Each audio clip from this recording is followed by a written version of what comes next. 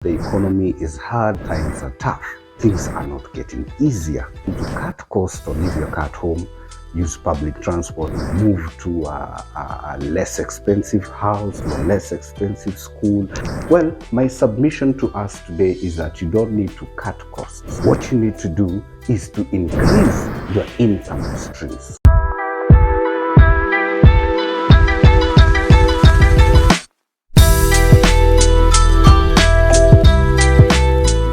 Welcome back once again to Growth Spark, where we ignite, accelerate, and grow.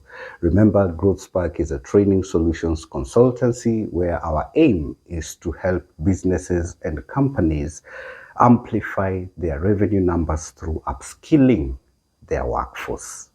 Don't forget to subscribe, to like, and to share. Now, there has been a lot of talk about how hard or tough times are. And I think for as long as I've been alive, I've been hearing this every now and again since time immemorial, how the economy is hard, how times are tough. And I ask myself, how comes things are not getting easier for anyone or for the many that are complaining, so to speak, for lack of a better word? And I thought to myself, through all this, I've had a lot of advice coming from people and even from experts, which I actually respect very much. And largely, they all summed up to one thing. When situations are tough, when the economy is not on the good or positive trajectory, the best thing or best advice that we've been given in the past is to cut costs. Oh, you're told to cut costs on travel. If you probably have a car, so you leave your car at home, use public transport, probably use your car during the weekends with the family. Or if you have been eating a certain meal, you cut down on that meal, or you forgo one meal, or you move to a less expensive house, or you move your kids to a less expensive school. There's been a lot of stories around how to survive tough economic times. Well, my submission to us today is that you don't need to cut costs in order to survive in a tough economy. What you need to do is to increase your income streams. Yes, increase your income streams.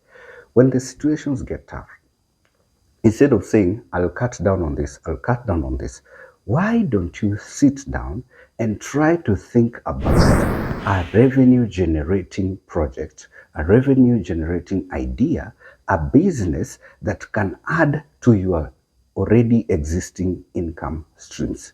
That way, instead of cutting the cost of what you already had or what you already existed, you actually bring in more income through those other new revenue streams that you've created. In another video, I talked about intellectual capital, where actually you can use your skill, your talent, or your gift to make some income. So, at the end of the day, the living standards of your family or even of yourself remains as it is because you've increased the streams of income to support the rise of high economic living or high living standards that people are currently experiencing.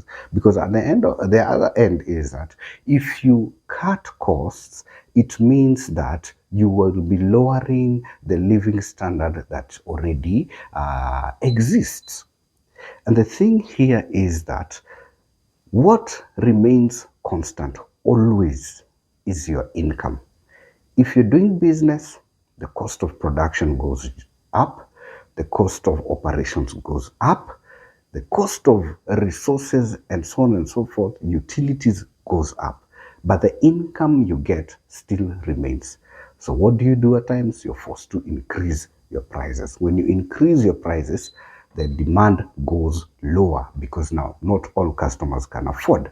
If you're an employed person, when things are thick, when times are tough, everything shoots up, but your salary remains the same. It never grows. It always remains that dwarf.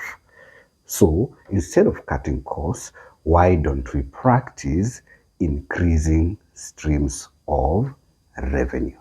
Ladies and gentlemen, I wish you well in these tough economic times. I pray that you'll be able to find and figure out other streams of income that you can generate to maintain your standards of living. Please do not forget to like, to subscribe, and to share. This is Growth Spark, where we ignite, accelerate, and grow.